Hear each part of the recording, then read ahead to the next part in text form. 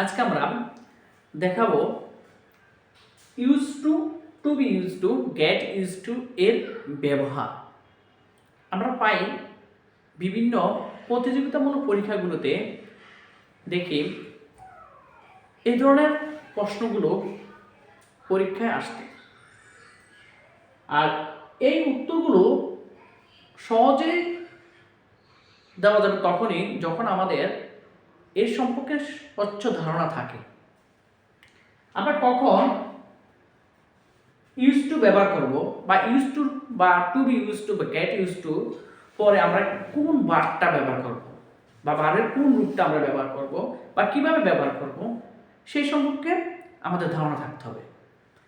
প্রথমত আমি যে উদাহরণগুলো দেখাবো তা হলো, যেমন হি use to do the work. এর আগে আমাদের যে জিনিসটা জানতে হবে বা সেটা হলো, আমরা জানি যে টু প্লাস ভার্বের বেস ফর্ম, এটাকে বলা হয় ইনফিনিটিভ।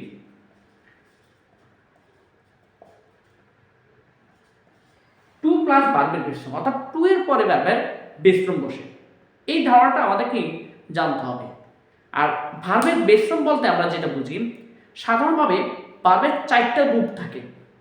একটা হলো ভার্ব জিরো বলতে বোঝায় ভার্বের বেস ফর্ম, অর্থাৎ মূল শব্দটাই, মূল ভার্বটাই, যার সাথে কোনো আইনজ বা এস বা এর যুক্ত হয় না। ভার্বের এক নম্বর হলো ভার্বের প্রেজেন্ট ফর্ম।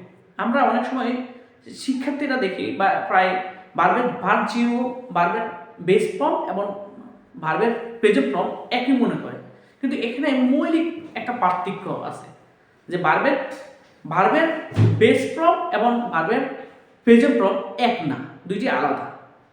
ভার্বের বেস ফর্মের সাথে আগে বলছি যে এস বা এস আইন যুক্ত হয় না, কিন্তু প্রেজেন্ট ফর্মের সাথে সে টেন্স অনুসারে পরিবর্তন হয়। ভার্বের দুই নম্বর ফর্ম হলো যেটা ভার্বের পাস্ট ফর্ম, আর ভার্ব থ্রি বলতে বোঝায় ভার্বের পাস্ট পার্টিসিপল ফর্ম। তাহলে এই যে যদি বাক্যে শুধু ইউজ টু থাকে, এই ইউজ টু বা to be use to, get use to, এগুলো সবগুলোই বেস। যদি ইউজ টু থাকে, শুধু ইউজ টু থাকে, তাহলে আমরা ভার্বের বেস ফর্ম বসাবো। তাহলে এখানে প্রথম থেকে উত্তর হবে he use to, he used to do the work.